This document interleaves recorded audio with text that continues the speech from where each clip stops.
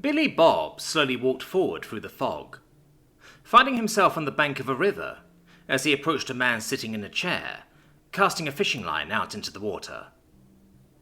He had grey hair and a big moustache, foregoing optical surgery for glasses. As Billy Bob walked through the bushes, the man looked over his shoulder and gave the chair next to him a pat. "The fish ain't biting for shit, but it's a nice spot, isn't it, kid?" "Hey, Grandpa." He took the seat next to his mum's father, picking up the fishing pole next to him and casting out into the river.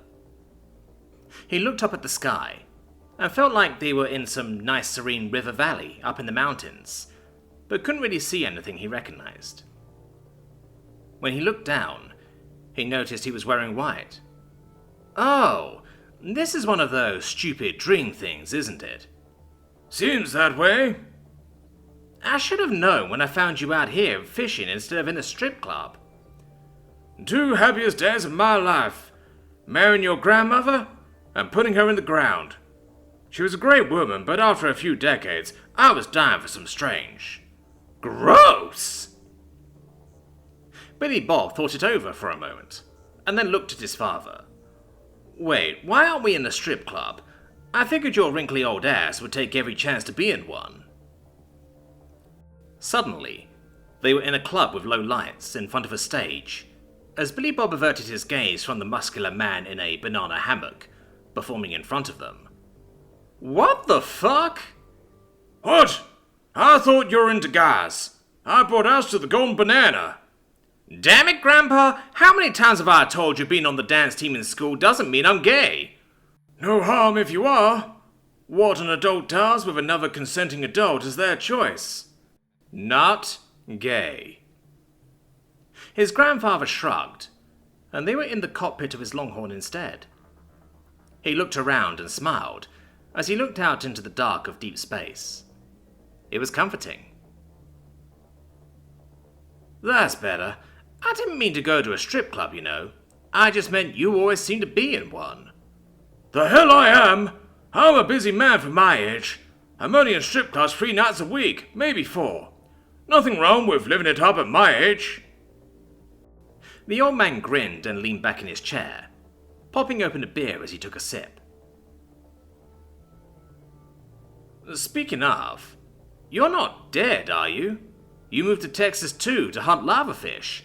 Last I heard, at any rate, did a stripper give you a heart attack, you dirty old man?" "My ticker's strong as a balls. Course, if a gal did give me a heart attack, it wouldn't be from just looking, if you know what I mean." He grinned and chuckled as Billy Bob rolled his eyes. "Gross again. So why am I talking to you and not Grandma?" He kept his hands on the controls, watching the FTL lanes as he drove. He'd have to keep a steady pace if he wanted to make his 99. "Why would you talk to her? All she'd do is scold you for being a degenerate who plays sissy sports." "Baseball is not a sissy sport." "You don't tackle anyone or nothing.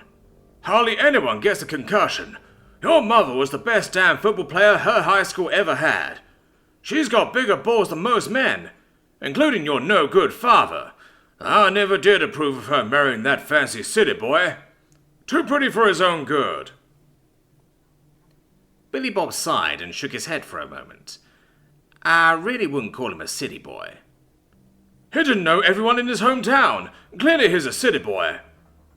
"Okay, regardless, does all this mean I'm not dead? I mean, why am I talking to you if you're still alive?" "Well, maybe I'm an enlightened Buddhist monk astral projecting and shit." Billy Bob laughed out at that. "Not a fucking chance. When I asked you what you thought about reincarnation that one time, and past lives, you told me you must have been a fucking saint before to get bored in America, and you wanted to live it up and sin your brains out." He heard his grandpa give that sort of old man part chuckle, part giggle. "Those poor bastards don't drink or fuck or nothing. That ain't living. Well then, I am dead, and you're dead. Or this is a dream." "Shit. The suit mentioned brain damage." "I could have told you that. No one with a right mind joins a dance team." "I'll have you know I got all kinds of girls in high school thanks to my dancing. Sure, sure. Stick a wig and some lipstick on him and no pass for a girl in the dark. This is why I never hung out with you. The old man shrugged, and then held out a beer for Billy Bob, who popped it open and took a heavy sip while still keeping an eye on the FTL lanes. So, am I supposed to learn something? My girl taught you everything I taught her, so hell if I know. Maybe this is to teach you to not get fucked up so much and learn how to fight properly. He took another sip of his beer and let out a belch. I know how to fight, Grandpa. Billy Bob sighed for a moment. That's not what your brother said. What? T-Rex? My brother who's built like a fucking tank? The same brother who is a Special Forces legend? The same brother who entered the bull riding competition in high school and was disqualified for punching the bull in the face after it tossed him off and knocking it out? That guy? That guy says I can't fight. Yeah, when you ask that guy if I can't fight, he's gonna say no. He's my fucking brother on top of all that shit. Billy Bob snorted. I just wanted to fly things. Hey, the damn Space Force. I was sure you were gay when you became a pilot. They're not gay. He paused and thought back on his career with the Space Force and the volleyball course in basic. Well, not all gay. He paused for a moment and then looked over at his grandfather. Wait, were you hoping I was gay? The old man shrugged. I figured your sister's a dog, might as well have a gay grandson too to even it out. What about Cousin Davy? He's gay! How'd you not know this? He married a man. I thought that was for health insurance or something. Billy Bob sighed and shook his head, unsure if his grandfather was serious. Then he realized he wasn't sure if he thought his grandfather really didn't know or not in real life. This was confusing. But it did sound like something his grandpa wouldn't realize somehow. So, am I supposed to talk to you and then figure out if I want to live or die or crap? Fuck if I know. You're probably a vegetable in some hospital all brain dead and shit. God, I hope not. His grandpa shrugged and took another sip of his beer before pointing out the window. You're too close to that guy. Hey, who's the pilot here? I'm fine. The next system stop is over half a light year. He won't be getting off for a while, if he even stops there. His grandfather shrugged. So, if you aren't queer as a $3 bill, how come you don't got kids? 'Cause I'm a man of the FTL lanes. I like moving and traveling and shit. I don't want to settle down yet. I'm only in my 20s after all. Pretty late 20s. Soon you'll be too old. Having kids in your 30s is not too old. Billy Bob shook his head and drank more of his beer as his grandpa finished his off and then got out of his seat to go back and have another one. Anyway, I don't think I'll be having kids. I like a girl, but she's a Xeno. Ooh, a Xeno lover. That makes sense. If it wasn't guys, it would be Xenos. Is it a she Xeno and not a he Xeno? Yes. She got nice tits? Jesus Christ, Grandpa! What? I can totally understand if she's got a big rack. Or, like, 3 or 4. Hell, maybe even 6 big ones. Show me a Xeno with half a dozen big old bazongas, I might well suffocate to death. I need to hear exactly 0% of this, Billy Bob said, as he slowly shook his head and rubbed his face in disbelief. The sort of disbelief when an older relative does something horrible, but for some reason you just can't call them out on it for reasons you don't quite understand, so you just can't believe it. How the hell you think you got here, kid? How fucked your grandmother? At some point she shit out a bunch of kids, one of which was your mum. At this point Billy Bob was loudly speaking gibberish to try and drown out his grandfather. She went against my wishes and fucked your dad, and obviously they boned quite a bit, because you're the middle of 5. You do know old people still have sex, right? I swear to God, old man, if you don't stop right there, I'll toss you out the airlock. You can't tell me that when you were my age you wanted to hear this shit from your grandfather. He glared at his grandpa for a moment, and the old man thought it over before shrugging. Yeah, probably right. They sat quietly for a while, as Billy Bob drove through the space lanes before suddenly realizing something. Wait, why am I driving? This isn't real. I still don't know if I'm dead, or alive, or in a coma, or what. He looked back over to his grandpa, then back out, still working as if driving mattered since he wasn't sure what was going on. What are we even doing here? Who knows? Probably just your last brain cells either dying or getting back to work. Let you talk things through with yourself, learn things. I didn't learn shit. There you go, that's the spirit. So you never did tell me if your Xeno gal's got nice tits. Stop. Fun. Gonna have kids with her? She's a Xeno. Well, have you tried? No, but we're different species. This isn't Star Trek where somehow everyone's a human with different paint, and they can all apparently interbreed. I'll be lucky if I get out of sex with my heart intact. Ah, real scratcher, eh? Sounds like my kind of girl. Either way, you should at least try having kids with her, because the trying is the fun part. Having kids is really overrated. And if it doesn't work, just keep trying. Is that my takeaway from this? Sure. That and the fact that if you don't wake up, your mother is about to punch you in the face. He opened his eyes, just as he saw a fist racing towards his face. He tried to move, but he didn't have a chance as he caught the blow with his red cheek, making his teeth click as the blow turned his head to the side. Ow! Fuck! He really wasn't aware of much else around him, but he could see white walls and people in scrubs, and his mother standing over him. What's your name? What? He started to reach up and clutch his face, but the pain was receding faster than he expected. She grabbed his shoulders and began to shake him physically. What's your name? Jesus Christ, Mum. You know my name. It's Billy Bob Space Trucker. He was sitting up now, rubbing his face as he looked around the room. His mum was in her garrison uniform, and obviously not her power suit, or she would have killed him with that punch. Even so, he was a little surprised how much the blow had initially hurt. There were a few doctors, or nurses, or whatever medical people around staring at him, and her looking surprised. He was hooked up to some machines, and had an IV of blue-purple stuff leading into his arm.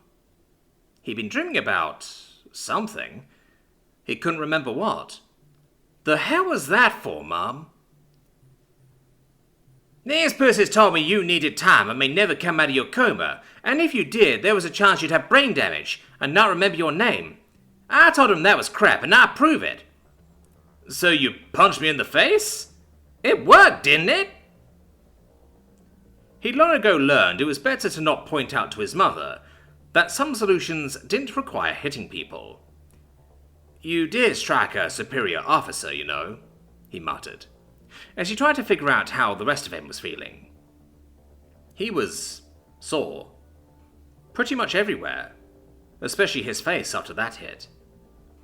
Superior officer? La-de fucking da. You might outrank me, but you're not superior to Major Mary Sue. She gave him a whack upside his head for giving her lip, and he grumbled, but was smart enough to keep those grumbles indistinct murmurs. One of the doctors, he assumed, stepped forward.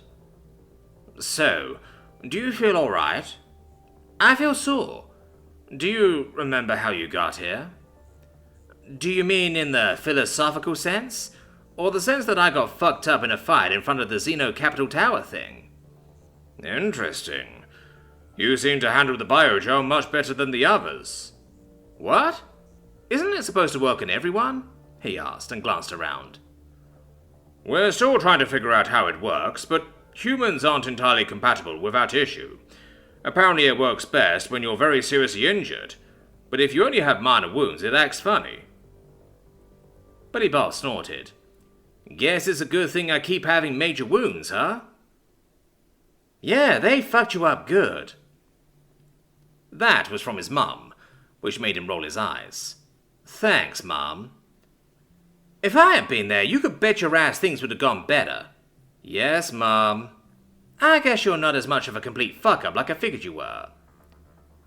He sighed for a moment. Glad I could lessen your disappointment. What? I was never disappointed. You know I love you and your brothers and sisters all. It's just you joined the Space Force and were a pilot, then a space trucker. I was worried you'd never live up to the family name. He laughed at that. Thanks, Mum. I guess it's true with a last name, like... The door opened up, as he saw Stevie Ray lean in. Sup, Booger Blaster? Hey, Snot Wrangler. That starts with a W, you know. We didn't know that as kids, so it still counts. What are you doing here? Where the hell are we, anyway? He looked around as the doctors, or nurses, or whoever, backed up to let his younger brother slip in and get closer to the bed. Gemini, his mum said. Shit. That's quite a ways from that capital world. How long was I out? Couple weeks, his brother said. What's going on with the war? How did I get here? The USS Predator was in system when you started the assault. They got to the capital shortly after your apparent last stand. Some bird commando used the last of his biogel to get you stable. Then that diplomat killed the few remaining ceremonial guards around the place. When the Archangels landed, they found only minimal resistance in the area, apparently. They seized the tower and got you and the birds out. Nice job with the flag, by the way. Apparently you crazy fucks have killed most of the crabs and fish in the capital crater thing. The Archangels got the now friendly Xenos to evac the crater, and then destroyed the graph generator. So we actually still hold that crater. He nodded slowly, as his mum told him what happened. Wait, still hold it? Shouldn't the war be over? She laughed at that and shook her head. Fuck no. Remember, the only races that had a real military were the crabs, the fish, and those lizard fly things. Flecos, Billy Bob said, as she shrugged. Well, the member races all pulled out of the Alliance, but their military is still intact. The crabs retreated from Bastion, but there's still a war going on. The Flecos or whatever are good at fighting the other races, and they can't fight us, so they're trying to start bullying those closest to them. This is a fight to the death, no one's surrendering. But now all their supply routes are in chaos, lots of contested territory, it's a giant mess, and it'll help us out to be sure. But things aren't going away overnight. What happened to the Libertonians? The ones who survived, you mean? They're alive. The one who passed you up got pretty messed up. They were dropped off on their home planet on the way here. The diplomat one wanted to stay with you, but her people wouldn't allow her to go. His mum shrugged. The ship I was on is now defunct. While waiting for reassignment, they were bringing you back in, so they gave me control of your Longhorn, Stevie Ray said. Oh, what the fuck? Don't they know you're a horrible pilot? Bite me, dickbag. Come here and I will. He opened his mouth and leaned towards his brother, who laughed, and just shoved him back against his raised bed. Shit. You're lucky I'm so weak right now. He did feel rather tired, but that was preferable to being dead, so he didn't complain. Who else is here? It's just us, Stevie Ray said. Mom complained about being pulled off the line, but they told her she'd get 2 weeks before they started advancing again anyway. I'm pretty happy with my new posting. Teddy is off killing Xenos wherever. Mary Jane is supposedly leading some ghost squad on a planet where she's using trained crabs as mounts. What the fuck? Yeah, but that's MJ and you know it. Billy Bob nodded after thinking about it for a moment. Jackie, Jill and Dad are still in Bastion helping rebuild until the front starts moving again. So, what's the plan? You heal up and we send you back to Earth so President Crusher can pin a medal on you. That's President Crush, Stevie Ray, his mother corrected. Billy Bob was shaking his head. No, I gotta go see the Libertonians. He swung his feet off the bed and started to stand, only to nearly collapse as Stevie Ray had to catch him. Christ, Billy Bob, there's a reason you're hooked up to all that shit. You spent a couple of weeks comatose, muscle atrophy and all that. Billy Bob panted a bit, feeling sweaty and tired, just from his ill-fated attempt to stand up. Okay, get me a wheelchair then. The doctors were approaching once more. That's not advised at all. We'd like to monitor you for another week. Not to mention you need this new biogel dispenser hooked up to keep you healing properly. I can't stress how close to dying you've been this whole time. Stevie Ray, can you hook one of those things up to the Longhorn? I guess. Well, as a colonel, I order you to get to it.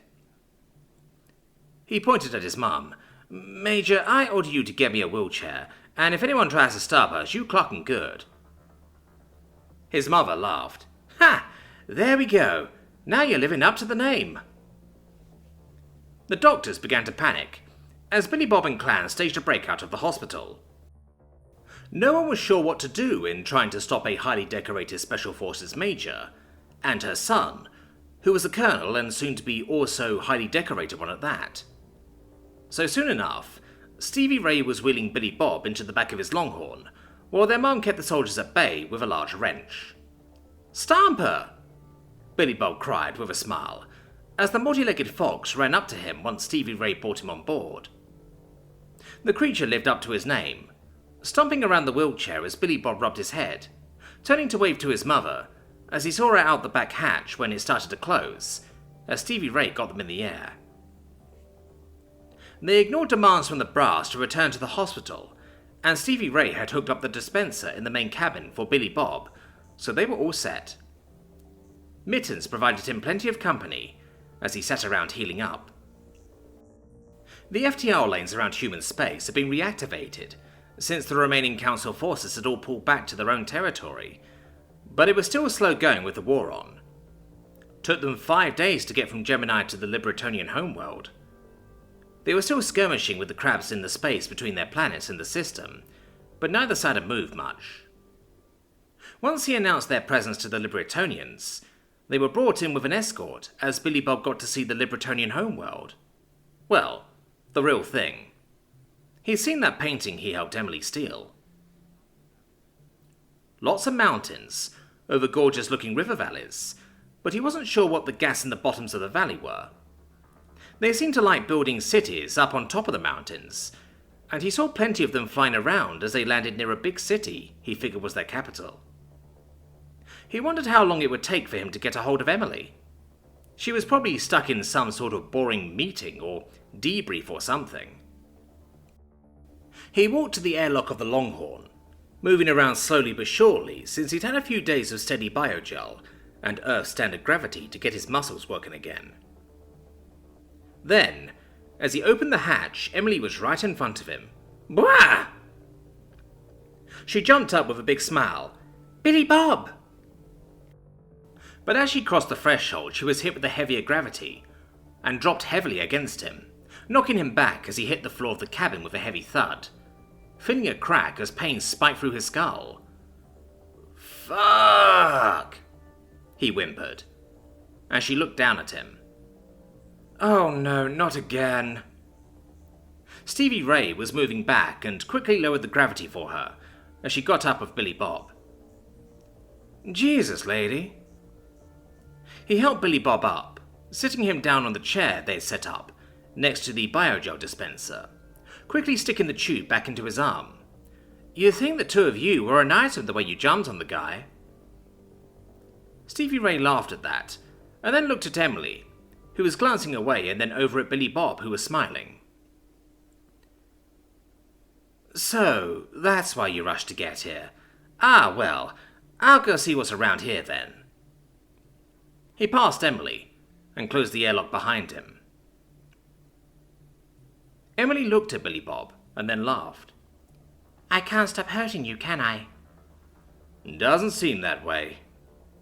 He rubbed the back of his head gingerly, feeling better, as the biogel was released into his body. I'm just so happy to see you. I can't tell you how worried I was back in the capital when I found you outside. She climbed up onto his lap, as he blinked up at her a little surprised, but in no position to stop her. She was wearing a black vest, that usual tuft of feathers covering up the area he still expected to find cleavage. The survival suit was gone, but she was wearing those special gloves, thankfully, and her lower body was clad in black pants that still reminded him of bell-bottoms. Had to make room for those talons, he guessed. She rubbed her two upper hands along his face, her lower hands against his chest as he arched a brow. "You seem frisky." "I am, and it seems to me that you're currently hooked up to a machine that pumps you full of biogel as needed. Isn't that the case?" He looked up over his head at the dispenser, and then back at her. "Yes, that's true." "Well, you were worried about what might happen, and now, in case anything goes wrong, you're already set." He blinked and slowly arched a brow.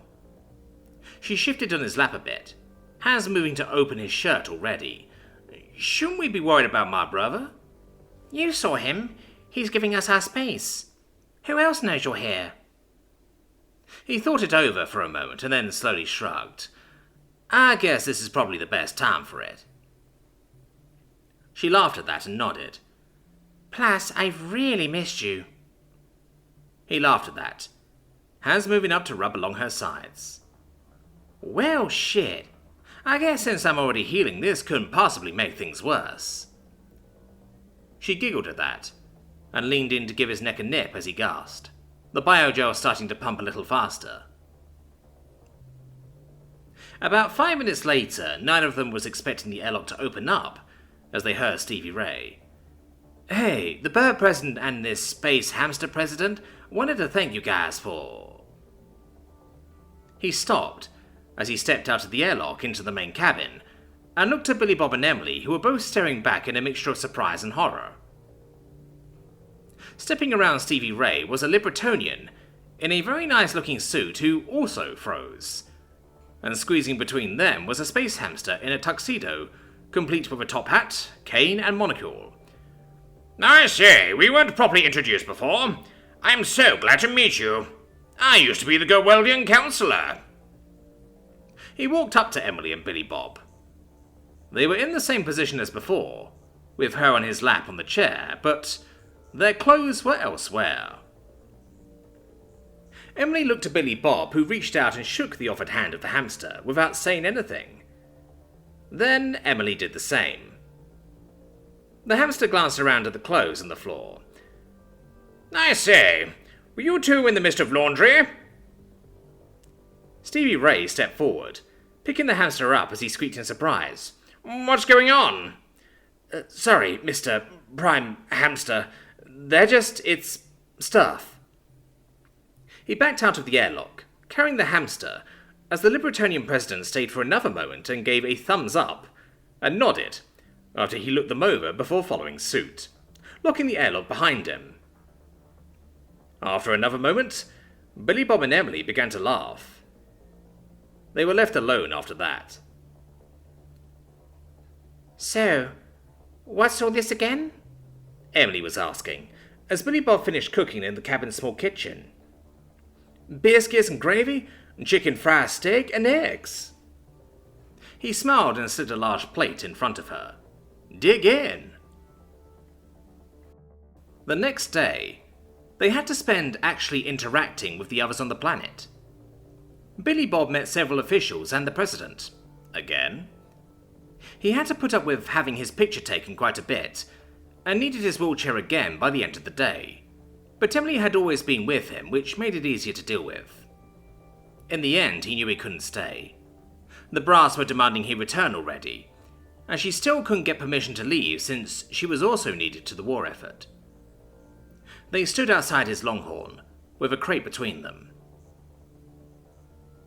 "I didn't get a chance to find it after your commandos got us off the planet. So this is the gift you got me, huh?" He nodded at that. "Bought it with some of my 10 billion credits." He grinned and she stared at him for a moment. "Billy Bob?" "Yeah, I know. As a colonel in the US military, I can't take large gifts from foreign governments, I'm well aware. Once the war started, I realized that would happen. It might have been about the money once, but not anymore."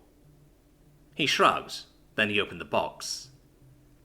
She frowned as she pulled out what was inside.